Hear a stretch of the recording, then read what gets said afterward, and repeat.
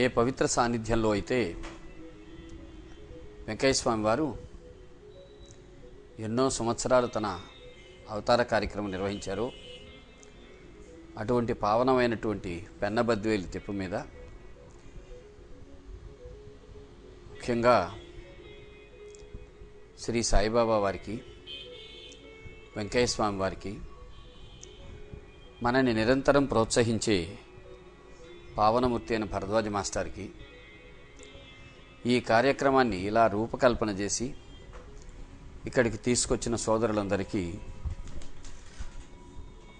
కృతజ్ఞతాపూర్వకమైన అభివందనాలు. స్వామి దయ వల్ల సమస్త మానవాళికి సర్వశుభాలు సంప్రాప్తించాలని మనందరం కలిసికట్టుగా ప్రార్థన చేసుకొని కొద్దిసేపు ఈ స్థల మహాత్మ్యాన్ని, ఇక్కడి పవిత్రమైనటువంటి స్వామి లీలల్లో కొన్నింటిని చెప్పుకొని ఈనాటి కార్యక్రమాన్ని విజయవంతంగా ముగించుకుందాం. ఈ పెన్నబద్వేలు తిప్ప వెంకయ్యస్వామి జీవిత చరిత్రలో ఒక అద్భుతమైన దివ్యలీల ప్రకటన స్థలంగా చెప్పుకోవచ్చు. స్వామి చాలా కాలం ఇక్కడుండి ఈ చుట్టుపక్కల జనాలను, వంపు తిరిగే పెన్నమ్మను, దూరంగా కనిపించే సోమశిల ప్రాజెక్టును, అక్కడక్కడ కనిపించే కొండలను, పల్లెలను, నదీనదాలను తమ తపస్సుతో సంపూర్ణంగా అనుగ్రహించినట్టు తోస్తుంది. స్వామి ఇక్కడ ఉండేప్పుడు అనేక మంది భక్తులు ఆయన్ని దర్శించి ఎన్నో అద్భుత దివ్యలీలలు మనతో పంచుకున్నారు. నిజానికి ఈ పెన్నబద్వేలి కింద ఉండే అంకాళమ్మ బోటు అని ఉంది. మనం అదిగో అక్కడ చూస్తున్నామే, ఆ చెట్టు ఉండే స్థలం అంకాళమ్మ బోటు. దానికి ఇటువైపున ఈ వైపు వెంకటరెడ్డిపల్లె పొలాలు ఉన్నాయి. ఆ కింద భాగంలో ఒకచోట జరిగిన విశేషంతో ఈ కార్యక్రమం చెప్పుకోవటం బాగుంటుందని మనం అనుకుంటున్నాం. ఇప్పుడు మనం ఏ మర్రి చెట్టు కింద అయితే కూర్చున్నామో, ఈ పెద్ద మర్రి చెట్టు ఒక చిన్న మొలకగా స్వామి హస్తస్పర్శతో ఇక్కడ నాటబడింది. భావితరాలకు కూడా ఆయన ఆశీస్సుకు ప్రతిరూపంగా ఇక్కడ నిలిచి ఉంది. అదిగో అక్కడ దేవాలయంలో ఉండే శివలింగం స్వామి స్వయంగా ప్రతిష్ఠ చేశారు. స్వామి చేత ప్రతిష్ఠించబడినటువంటి శివలింగం ఉన్న స్థలం ఇది. కానీ నిజానికి స్వామి నాటినటువంటి స్థలం మళ్ళీ పునరుద్ధరించబడింది. తిప్పకు దక్షిణంగా దిగి వెళితే ఆ కింద పెన్నా నదిలో ఆయన అడ్డకట్టు కట్టి రాళ్ళు పేర్చి ఆ నీళ్లను వెనక్కి మళ్లించే సమయం గురించి మనం ఇంతకుముందు చెప్పుకున్నాం. ఆ విధంగా ఆయన చాలా కాలం అడ్డకట్టు కడుతూ నీళ్లను మళ్లిస్తూ వచ్చారు. చివరికి ఒకరోజు ఆయన ఏం చేశారంటే, ఊర్లో వాళ్ళందరినీ పోయి పిలుచుకొని రాచిపాళెం వెళ్ళి అక్కడ కొందరు మనుషుల్ని రమ్మని పిలిచారు. వాళ్ళంతా తట్లు పారలు తీసుకొని వచ్చారు. స్వామి అక్కడ పోసిన రాళ్ల కట్ట, బందారాకుల మీద దట్టంగా మట్టి పోసేపటికి నీళ్లు మరి కొంచెం నిలబడ్డాయి. ఇంకా ఇంకా పని చేయాలని చెప్పి స్వామి వాళ్ళను ప్రోత్సహించి మర్నాడు కూడా అదే మనుషుల చేత చక్కగా పడమరగా కాలువ తీయించి మళ్ళా ఉత్తరం తిప్పి నదిలోకి వదిలారు. కట్ట తెగకుండా స్వామి రేయం బౌళ్ళు కాపలా ఉండి కట్ట ఎగేస్తున్నారు. కొద్ది రోజులు స్వామి తీసిన ఆ కాలువ నీళ్లు ఉప్పొంగి కిందకు ప్రవహించేప్పుడు ఇసుక కోసుకుపోసాగింది. ఆ ప్రవాహ వేగానికి నీళ్లు పడే దగ్గర పెద్ద గుంట ఏర్పడి క్రమంగా ఆ గుంటలోంచి ఒక శివలింగం బయటపడింది. మరి కొంచెం సేపటి కొన్ని శిలాప్రతిమలు కూడా అక్కడ బయటపడ్డాయి. అవి నదీ గర్భంలో కలిసిపోయిన ఏ పురాతన దేవాలయానికి చెందినవో మరి. విగ్రహాలు, శివలింగం కనిపించగానే చలమానాయుడు మరికొంతమంది భక్తులు వాటిని బయటకు లాగడానికి ప్రయత్నించారు, కానీ అవి గట్టిగా బిగుసుకొని రాలేదు. పెన్నబద్వేలి తిప్ప దగ్గర ఉన్నప్పుడు స్వామి స్వయంగా చేసిన శివలింగ ప్రతిష్ఠ మనం విశేషంగా చెప్పుకోవాల్సి ఉంది. ధర్మం తెలిసిన మహానుభావులు ఒక మాట చెబుతారు, కొత్త విగ్రహాలు తెచ్చి ఆలయాలు నిర్మించడం కంటే శిథిలమైన మోడుబడి పాడుబడిపోయినటువంటి వాటిని మళ్ళా పునరుద్ధరించుకోవటం సర్వవిధాలా శ్రేయోదాయకమని. సరే, మళ్ళీ మరుసటి రోజు కూడా రాచిపాడెం వాళ్ళు వచ్చి కొందరందరూ వచ్చి కట్ట లేపి నీరు వదిలేపటికి ఇసుక అంతా కొట్టుకొని పోయి ఆ శివలింగము ప్రతిమలు పూర్తిగా బయటపడ్డాయి. వాటిని చూసి ఆశ్చర్యపోతున్న అక్కడి వారితో స్వామి ఇలా అన్నారు, పూర్వం వెంకటరెడ్డిపల్లె ఇక్కడే ఉండేది. ఇక్కడ వరదల వల్ల మిట్టపైన ఇప్పుడున్న చోట వాళ్ళు ఊరు కట్టుకున్నారు. కొంతకాలానికి ఇక్కడ శివాలయం నదిలో కలిసిపోయింది. దాని విగ్రహాలే ఇవి. ఆ తర్వాతి రోజు స్వామి ఊరి నుంచి ఒక మోకు తెప్పించారు. ముందు దుత్తలో నీళ్లు తెచ్చి స్వామి స్వయంగా శివుడికి జలాభిషేకం చేసి గౌరవప్రదంగా మోకులు ఉచ్చులాగా వేసి లాగమన్నారు. అప్పట్లో అక్కడ ఉండే పెంచిల్ దాస్ అనే ఒక కుర్రాడు, చలమానాయుడు, పెంచిల్ నాయుడు అనేవాళ్ళు కష్టం మీద బయటకు లాగారు. మర్నాడు ఎద్దులతో మోకులు కట్టి అక్కడి నుంచి సుమారు 3 పర్లాంగులు, ఇప్పుడు మనం ఉన్న స్థలానికి అది 3 పర్లాంగుల దూరం ఉంది, తిప్ప దగ్గరకు విగ్రహాలు కష్టం మీద చేర్చారు. అట్లా ఏటి ఇసుకలో తీసుకొచ్చేప్పుడు ఒక మంచి మర్రి మొలక శివలింగానికి తగులుకొని వచ్చింది. ఎక్కడ తగులుకుందో ఏమిటో. శ్రీ స్వామివారు ఆ మొలకను తీసి ఇప్పుడు ఈ స్థలంలోనే నాటారు. ఈ మహావృక్షం అదే. దీన్ని చూస్తే ఒకటి అనిపిస్తుంది, స్వామి నాటిన ధర్మము వృక్షము వలె సర్వ మానవాళికి బహుధా శాఖోపశాఖలుగా విస్తరించి శ్రేయస్సు చేకూరుస్తుంది అని.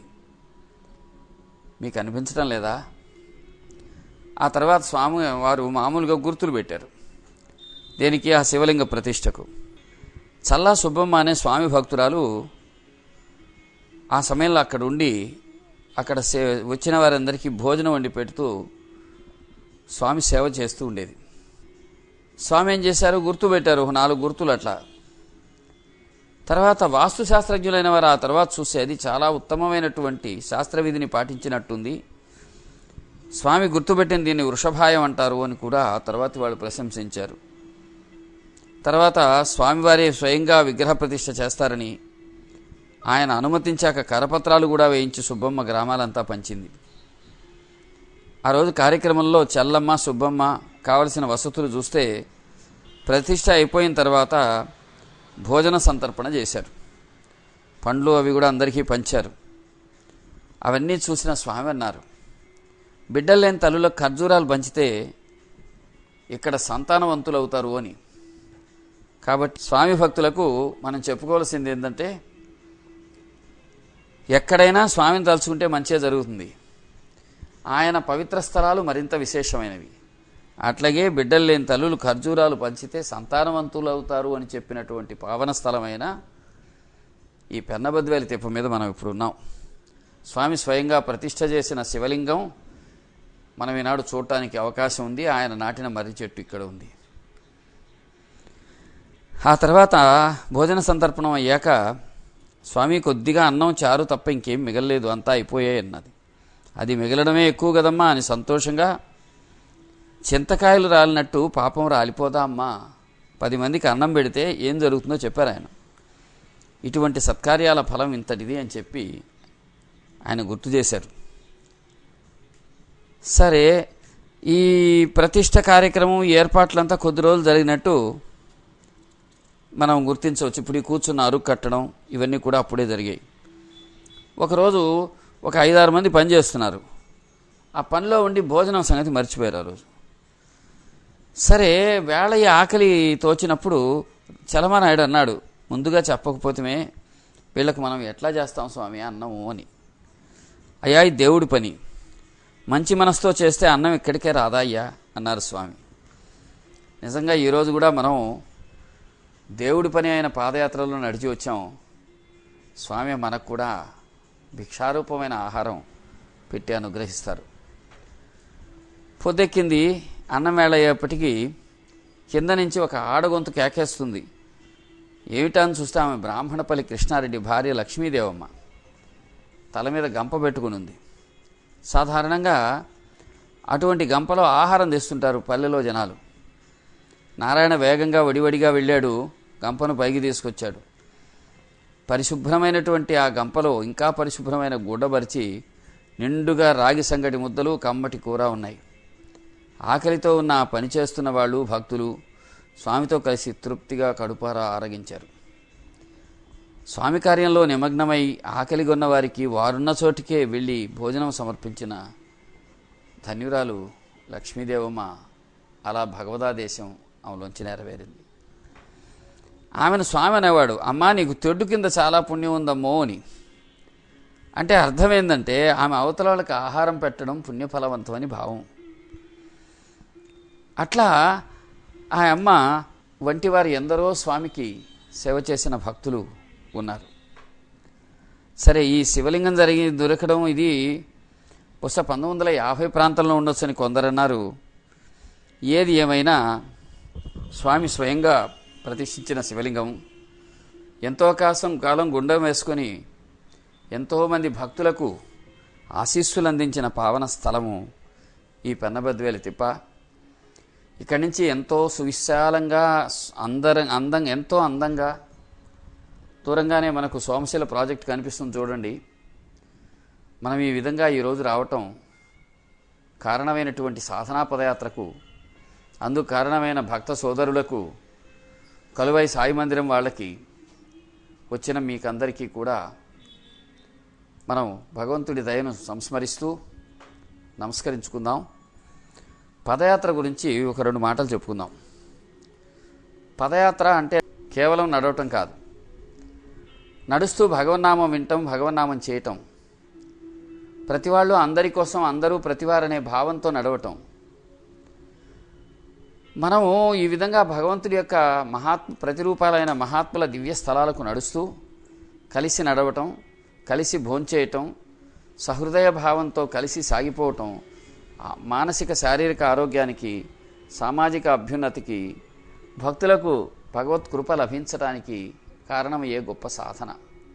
నడక సాధన, నామ సాధన, ఆధ్యాత్మిక సాధన, ఆధునిక కాలంలో అతి సునాయాసంగా లభించేటువంటి సాధన ఎంతోమందికి ఎంతో మేలు చేయటం ద్వారా నెల్లూరులో 25 మాసాలు గడిచిన తర్వాత మనం 24వ మాసం నుంచి ఇక్కడ పెట్టుకున్నాం. తర్వాత ఇది 3వసారి జరుగుతున్నది.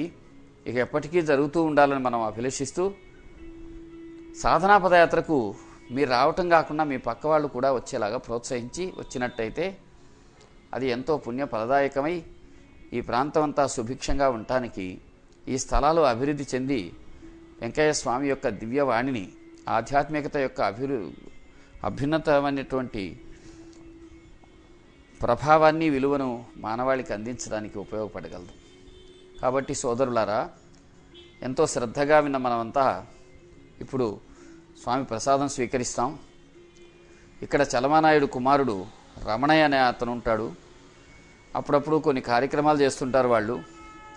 ఏది ఏమైనా బెంగాల్లో రామకృష్ణ పరమహంస యొక్క నివాసాలు ఏ విధంగా జాగ్రత్త పరచబడ్డాయో ఆ విధంగా వెంకయ్యస్వామి వారి విషయంలో కూడా జరగవలసిన అవసరం ఉంది.